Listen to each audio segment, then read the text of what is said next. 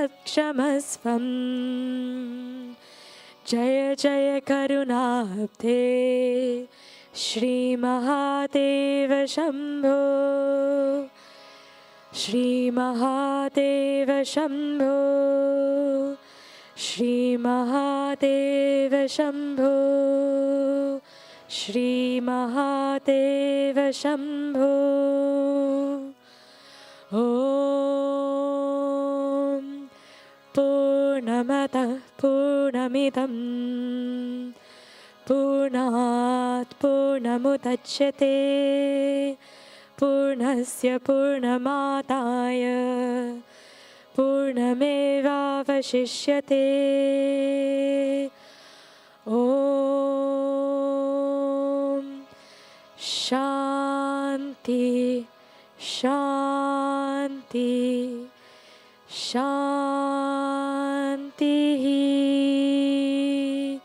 हरिः ॐ श्रीगुरुभ्यो नमः हरिः ॐ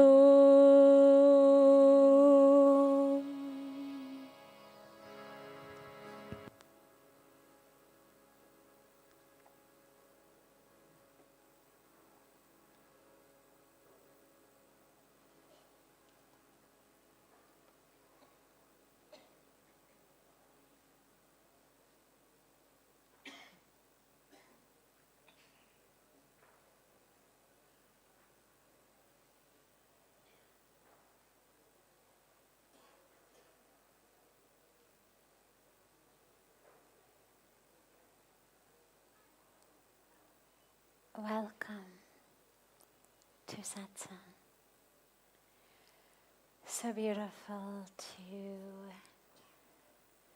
to be together, and so beautiful to begin with the live music and chanting. And a very happy, what they call Chota Diwali, or Narak Chaturdasi, to all of you, as we were speaking about in the Aarti. It's a very special day today, special time these days of this festival of light. So a very happy Diwali season to everyone. It's really an opportunity, all of these holidays, all of these festivals, and this isn't only true in the Hindu tradition, it's just that we seem to have way more holidays here than anywhere else in the world that I've ever seen. Pujya Swamiji was saying the other day, 365 days a year and 760-something holidays in a year. So we've got all of these opportunities to remember. I think about holidays like that is they're just different colored, flavored opportunities to remember, and whether we're celebrating the divine in this way or in that way or in this way, or we're celebrating the conquering of darkness by light in this way or in that way, or we're celebrating truth and love and service and connection in this way or in that way. They're all essentially giving us the same messages. Messages of love, messages of faith, of hope, of truth, of connection, of surrender, of giving, of service, of purification. So we have a lot of opportunities to just keep remembering.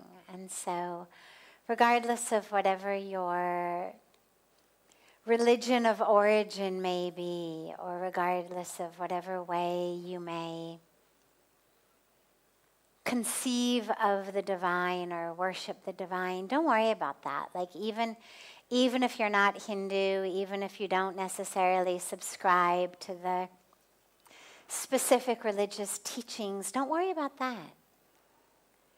The holidays have got such beautiful, deep meanings for all of us, from every different tradition, every different religion. It's like you don't have to be Christian to benefit from the teachings of the life of Jesus Christ. You don't have to be Buddhist to benefit from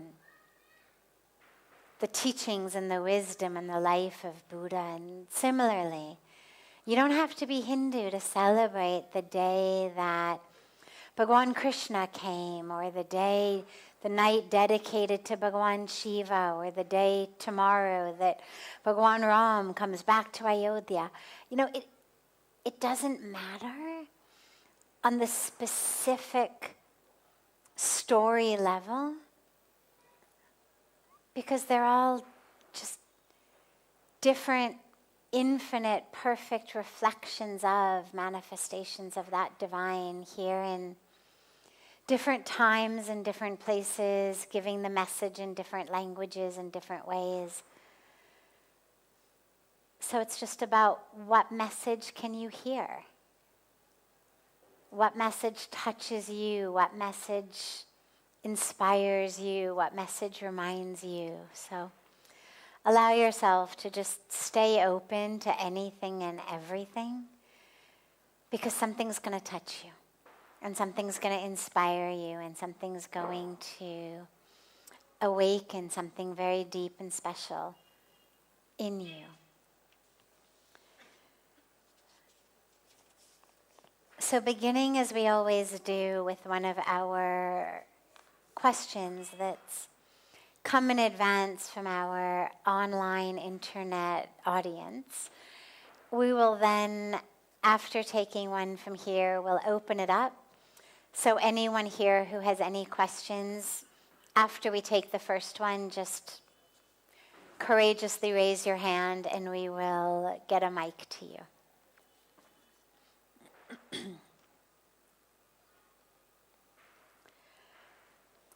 Should we fear death? I just lost my dad, and I'm so afraid. From our sister Meg, who asked this on Instagram. Should we fear death? I just lost my dad, and I'm so afraid.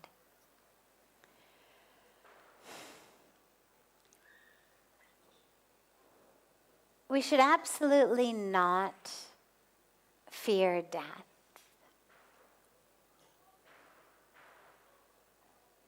I mean, what's the worst that's going to happen? You're going to die, right? I mean, all of the rest of what we fear, the worst case scenario is then I die. So if it's death, there is no other worst case scenario. You're dying. There's no, this could go wrong and then I might die situation. You're already dying.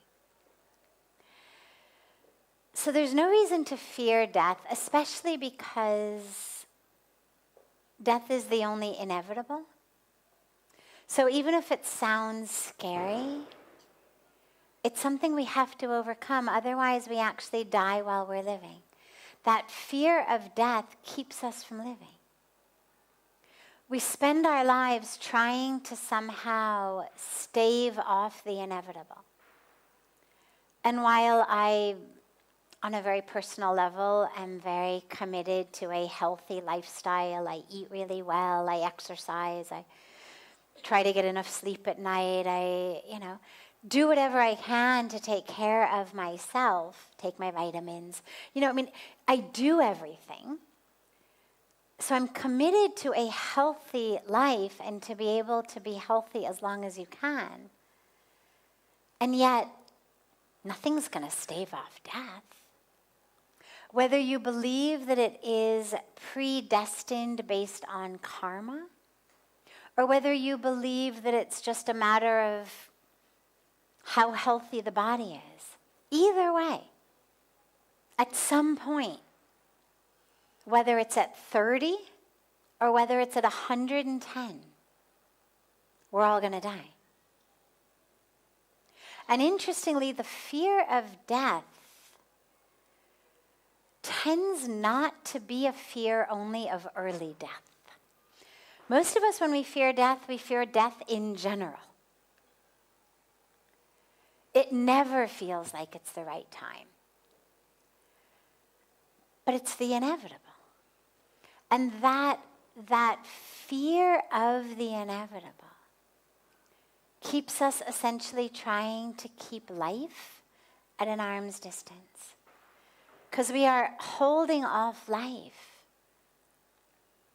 in this aim to hold off death. We're not living because our minds are so constantly afraid of death. And so this is why so many of the masters and teachers of all of the world's religions have always emphasized to really come to terms with death. It's going to happen.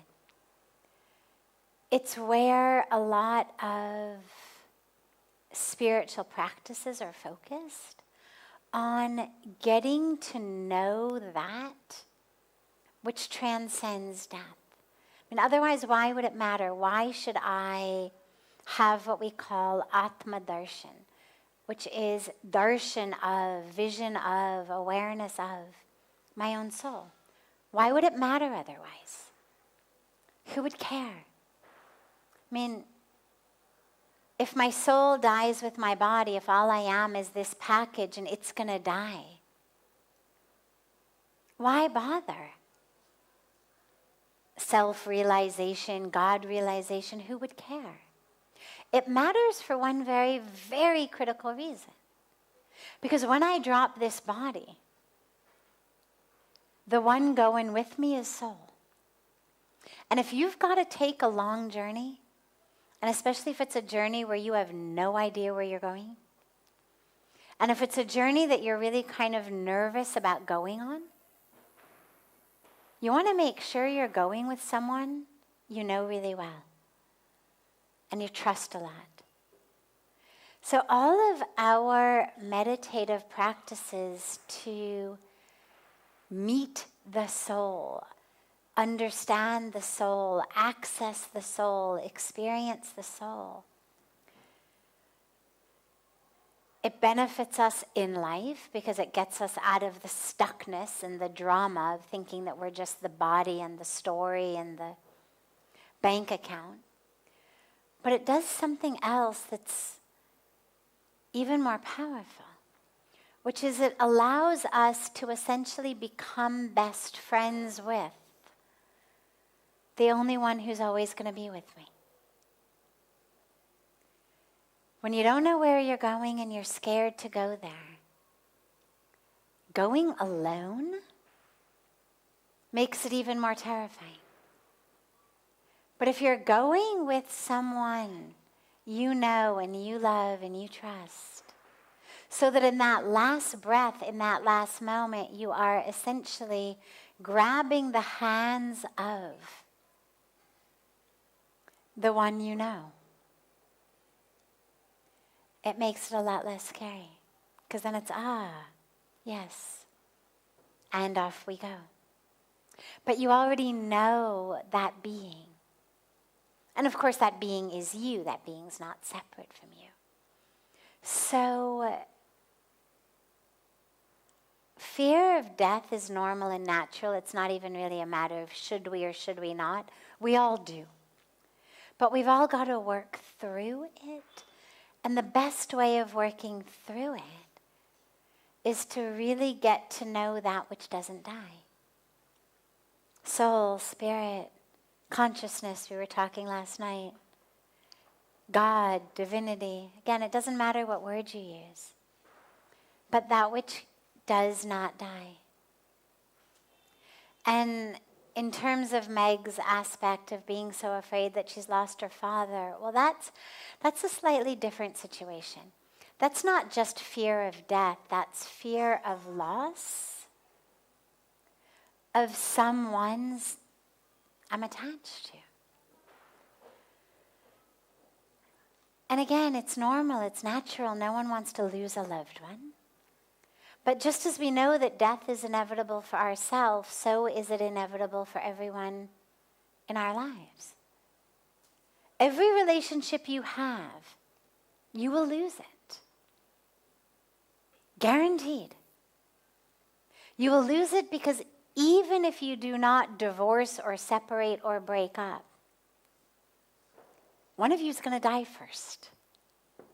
So either you're going to lose it because you're going to die and leave them behind, or you're going to lose it because they will die and leave you behind. And I know that's awfully morbid. And I apologize for the bad news. But it's the only guarantee of life. And as difficult and tragic as it is for us to lose our parents, the only alternative to that is that they lose us. The only way to not lose your parent is to die first. There's no other option. And what you know is that if you died first, no matter how much you're hurting, they would hurt worse. Because on some deep level, no matter how attached we are, we understand, we know. I'm going to lose my mom, I'm going to lose my dad. Like, that is the natural cycle of life.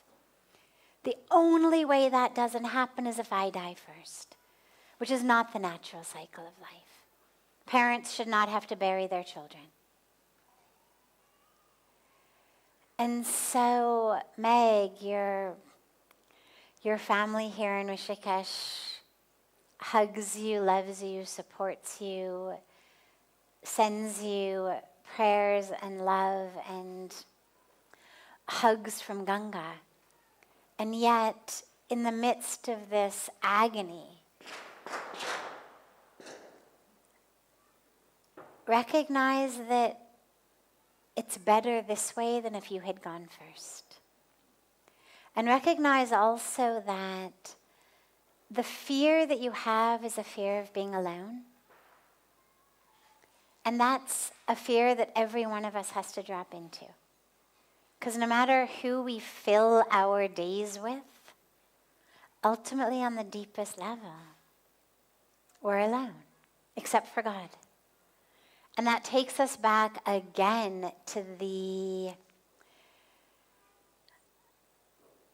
teaching of connecting with God.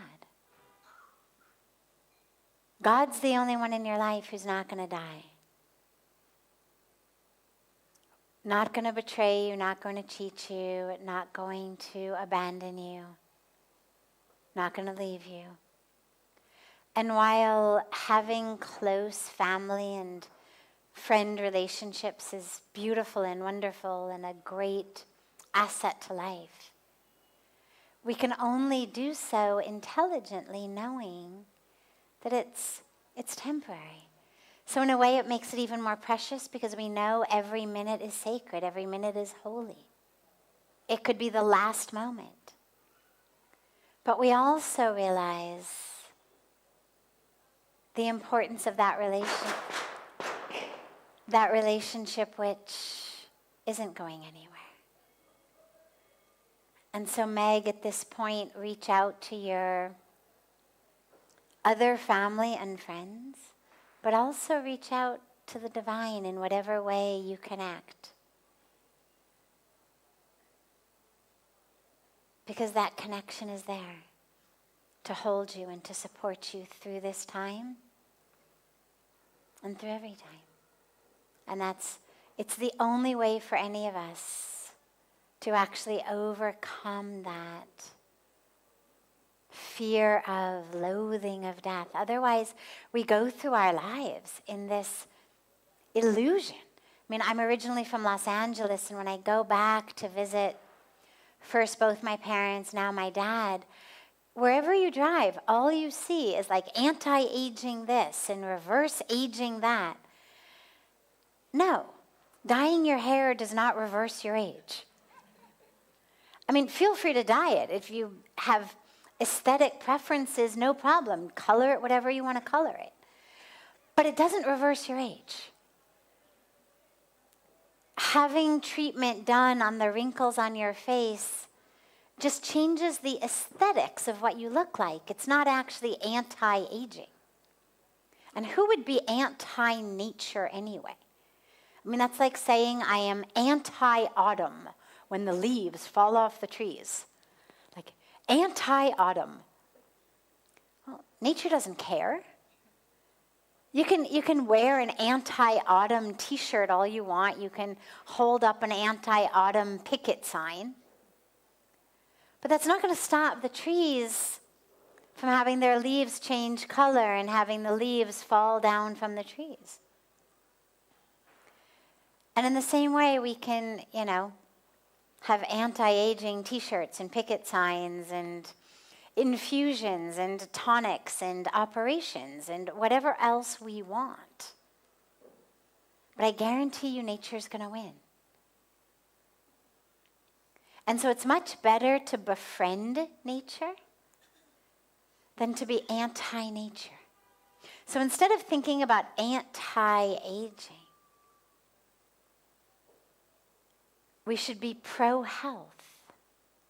Let us live as many days as we have, full, physically, mentally, spiritually, such that every day we are giving something back. It's like that beautiful quote that says, it's not about the days of your life, but the life in your days. How much are we giving back? What kind of an impact are we leaving here on earth? Because that will last. What kind of a ripple impact of healing, of help, of touching people, of sharing, of caring are we leaving here? It's the only way for this body to actually really be immortal, is to leave an impact of healing and of help that just keeps rippling out.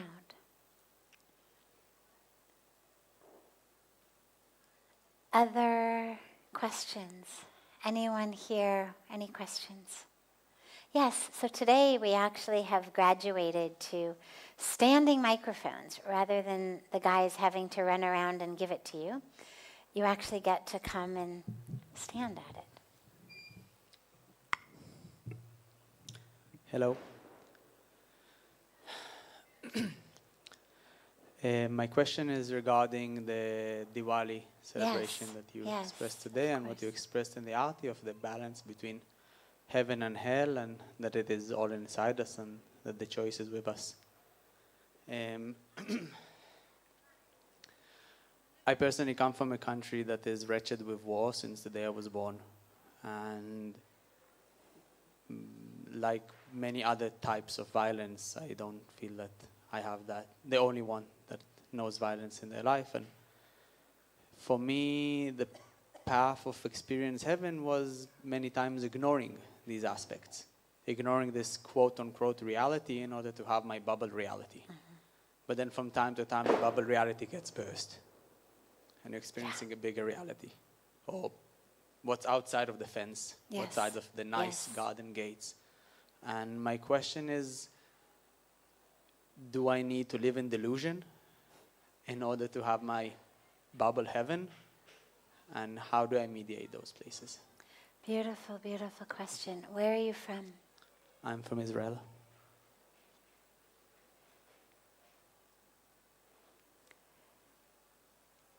It's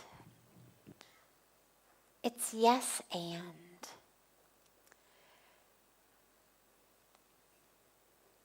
Definitely it's not about living in a bubble. Definitely it's not about living in delusion. That never serves anyone. But it's about yes and, meaning when a lot of us open our hearts to the reality beyond the fence, as you say. In your case, it's literal. In other cases, it may be metaphoric. But that other reality beyond my bubble, when we think about opening our hearts to it, our hearts are full of pain because it's violence and it's war and it's harm and it's destruction. And flowers blossom on the other side of the fence also. And babies are born on the other side of the fence to parents who love them. And people get married on the other side of the fence. And they feed each other. And there are opportunities to open our hearts to the fullness of the world, but that isn't taking in only the negative fullness. So even in a land, as you say, that since you were born has been full of war and violence, and it feels like you've got to live in this bubble to find heaven. And in the midst of existing side by side with the horror and the violence and the death is also joy and love. And so opening our hearts to others is not only about opening our hearts to the places where others are suffering, but it's also opening our hearts to the places where others are rejoicing. And that becomes the fullness of living in the reality. A bubble is never the answer. There are times in which not every thought is helpful. And so there will be many times in your life in which thinking about the violence that is happening at this very moment, not so far away, in which that thought is not helpful in that moment. That thought prevents you in that moment from dropping into love, peace, presence, faith, hope. But just recognizing I don't have to have that thought now is not the same as living in a bubble. It's just a choice of when I need to be thinking about different things.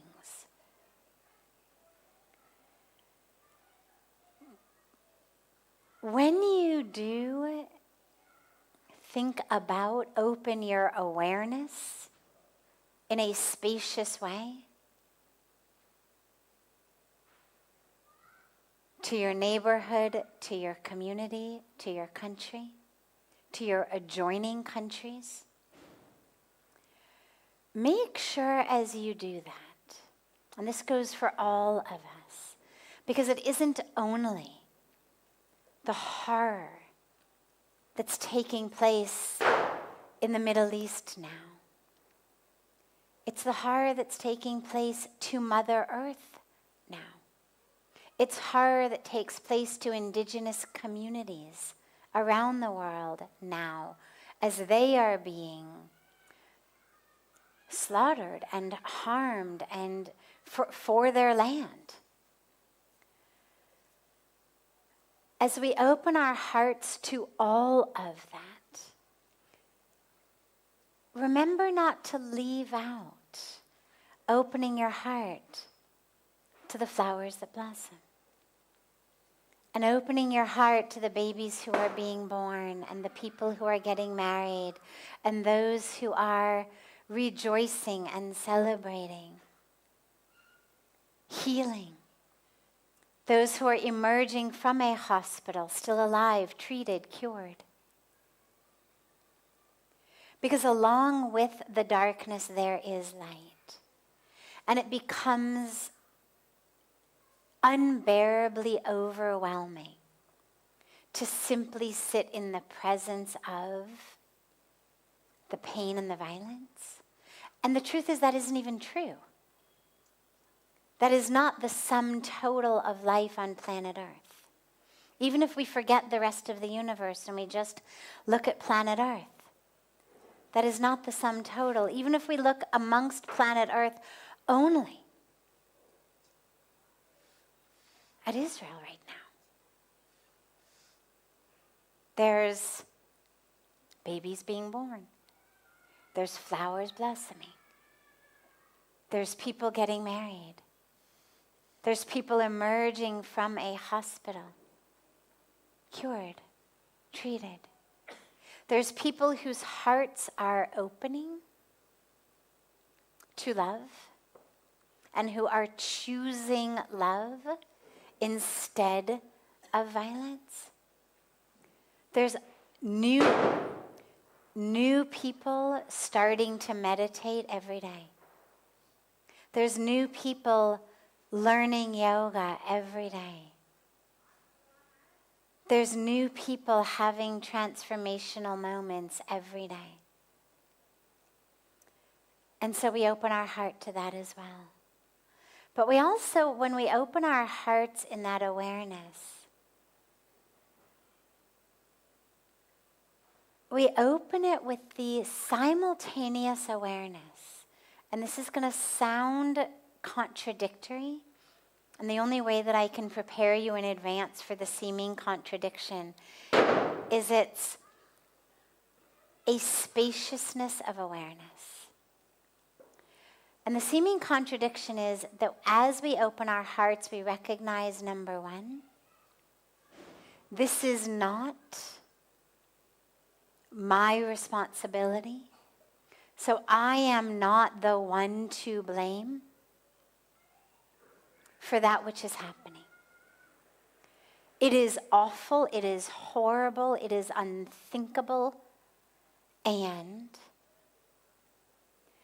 I am not a less worthy, less divine, less pure, less grace-filled being because that awful violence is taking place. It doesn't have to take place in my heart. And simultaneous to that, we recognize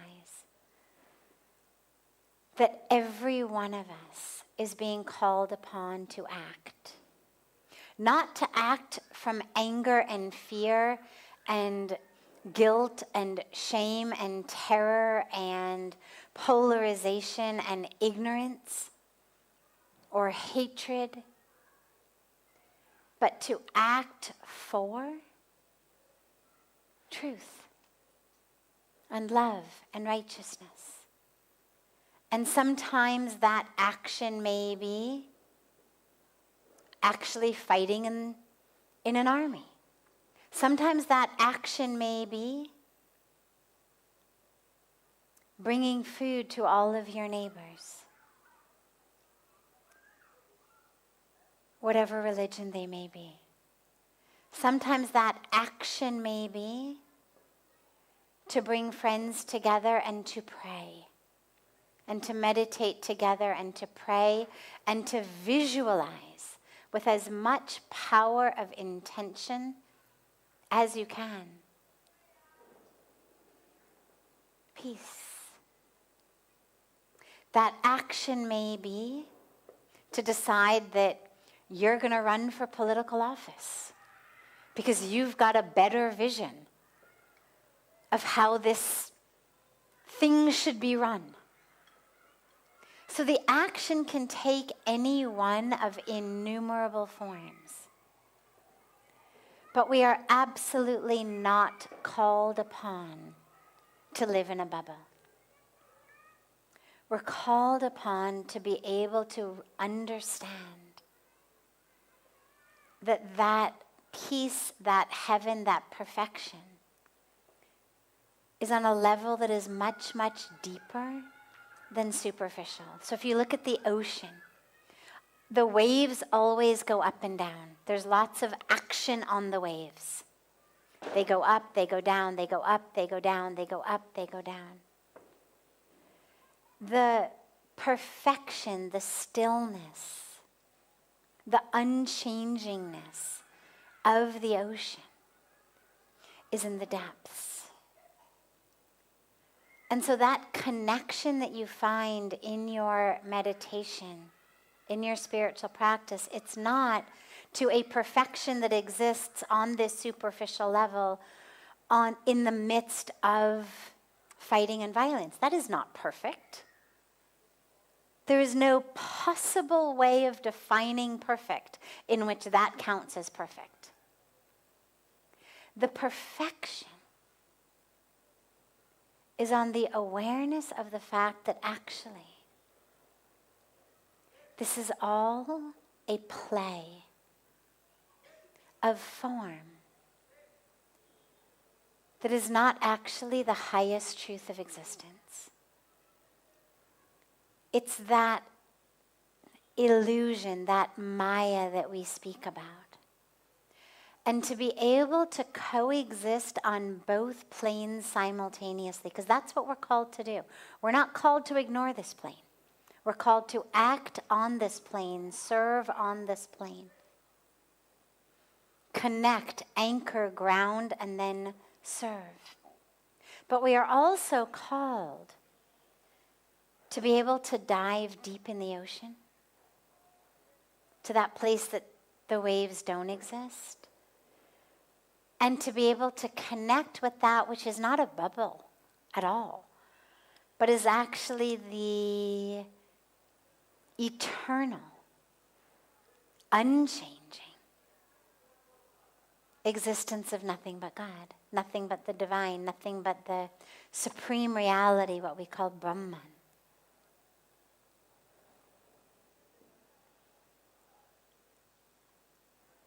And that's the calling, is to be yes and in both.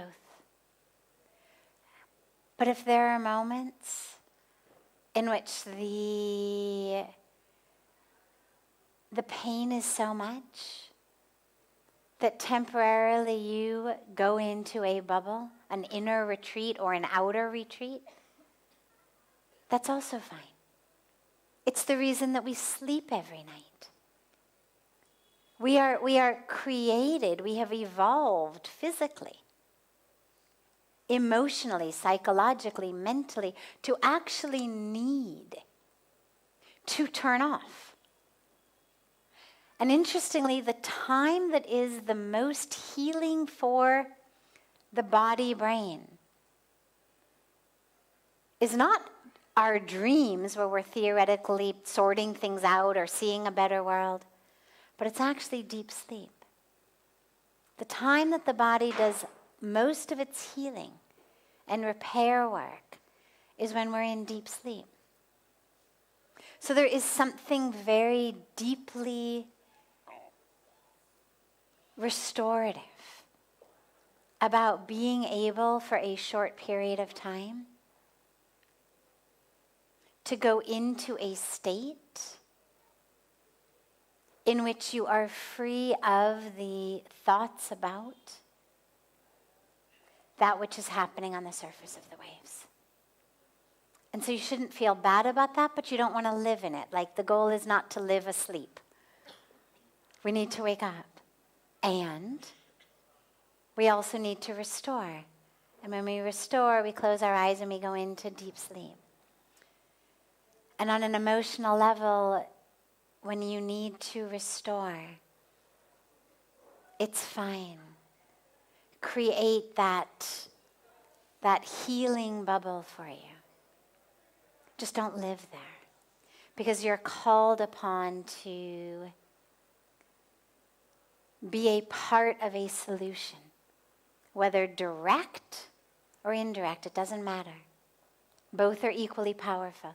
Don't think that only the people in the army are the ones making a difference. Everyone who is sowing seeds of peace, of love, of oneness, of understanding is part of the solution. And you are called upon to do that. So yes, and. Yeah.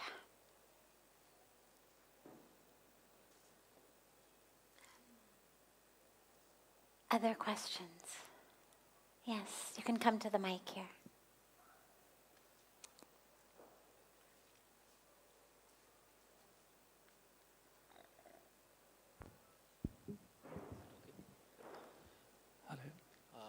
First of all, my kotto to you, Ma Bhagavati. And when I was going through Aarti, it's taken me long before when he came 25 years back, and that time I was tourism student. And walking with many renowned airlines like Lufthansa and British Airways. And then I became a lounge manager for the Lok Sabha and Rajya Sabha, and met Mr. Kailash Kherobudiyar. So it was the blessing of the Ma Ganga that I've been, because I born and brought up here, and my auntie's been around 15 years MLA here for serving from my family. My question is that can I take sannyas, and is it indispensable to put on this bhagava? And one more question is, Sure. if because I've been to many places where sadhu and santas, I mean, in the cave, who have taken already sannyasa for the past 50 years, but my mental wavelength level was not ready to take sannyasa that time, because I have to run my business too. And so my question is there, if I take sannyas and can you accept me as your pupil? I mean, never from, especially from you. I'm extremely ready because I keep watching your programs every day, and it's taken me. I mean, I do have very different kind of mental wavelength level now. Thank you so much. So,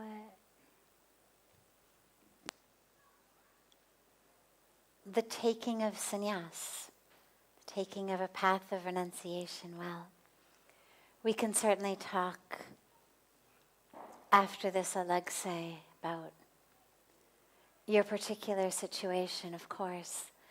But he asked, is it irresponsible to take vows of renunciation? Is it irresponsible to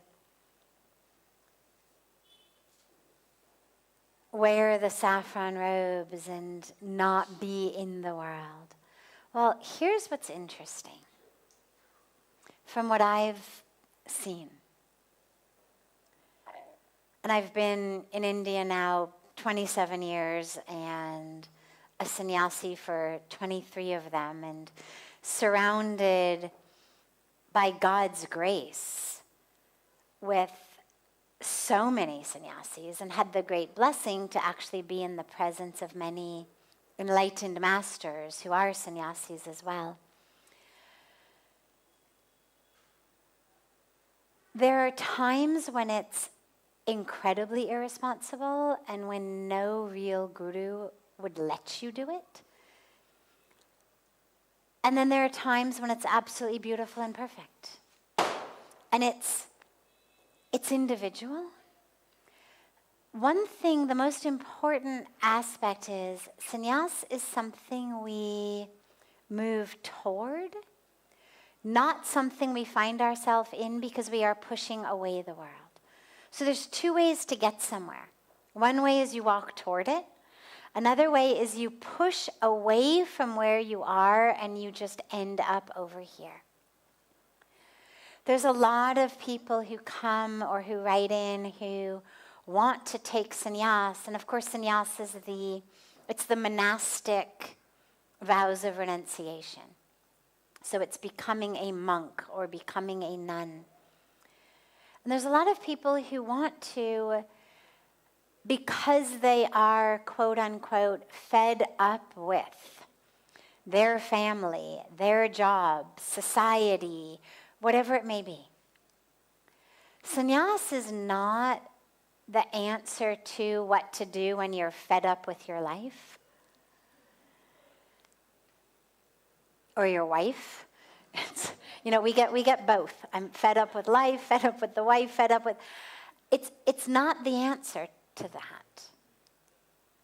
It's not that which removes your responsibilities in the world. Because a lot of people think it's that. Today I've got all these responsibilities and I'll just leave it all and I'll become a monk and then I won't have any responsibilities. It's not that. If you are struggling in your life, a spiritual path, meditation, yoga, seva, scriptural reading, diving deep, this is what's going to pull you out of that trouble.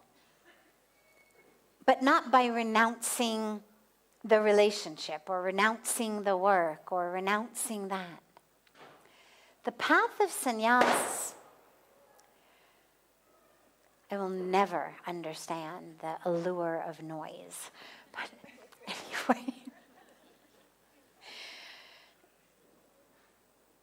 the path of sannyas is something that you are pulled toward because there is a yearning to go deeper, a yearning for a life that allows you to be able to focus on your spiritual path single-pointedly.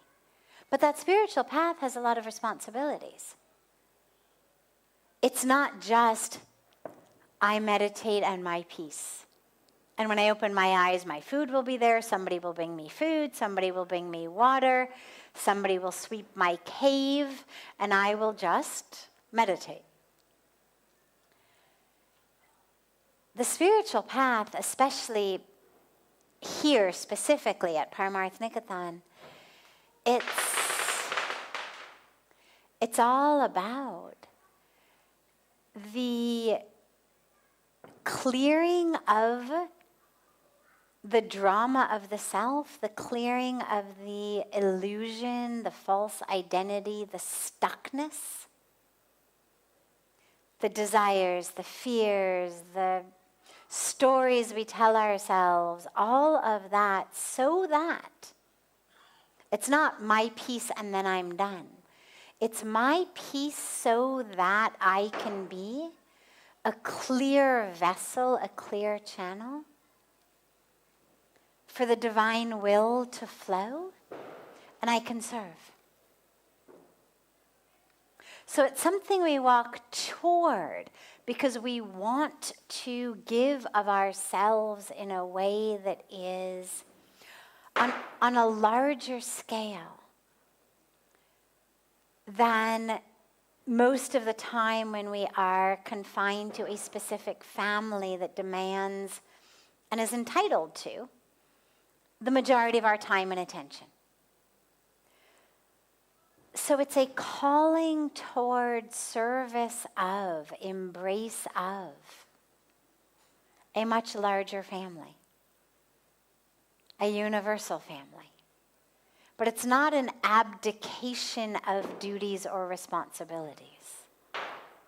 It's just a shift from, instead of one husband, one wife, some children, some in-laws, to Mother Earth.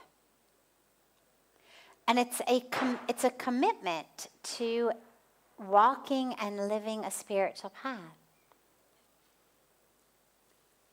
To work and walk to overcome the games of the ego, to overcome the games of the mind, to free ourselves. So that's the most important piece. And then, of course, if you have people who are dependent, not just emotionally dependent, because we all have those. There's always people who say, oh, don't do this, you can't do this, that's not fair, don't. But people who really are dependent, young children, elderly, at life's end, needy parents and no siblings to help take care of them. In situations like that, there's no guru who's going to say, oh yeah, abandon your young kids. Abandon your housebound, wheelchair-bound parent who needs you to feed them and come and live in an ashram. But if you don't have such encumbrances like that, and all you've got is the sort of general run-of-the-mill people who would like you to keep supporting them and providing for them emotionally, perhaps financially, the way that you always have, but don't actually need it, aren't actually your dharmic responsibility, then absolutely. It's a very sacred choice. It's a very blessed choice. It's a choice that I feel very blessed to have been able to make. But let's talk afterwards specifically about your particular circumstances. Beautiful. Have a wonderful, wonderful rest of your evenings. And I look so forward to seeing you all tomorrow for a beautiful Diwali. We will have a distribution of some Diwali sweets at the end of our satsang tomorrow to honor Diwali, and we'll have beautiful, they do beautiful oil lamps that they line it. So if you show up tomorrow and it seems dark, don't worry. It's just an oil lamp lit, candlelight satsang. So, looking so forward to seeing you all tomorrow, and have a beautiful evening, and so much love to you all.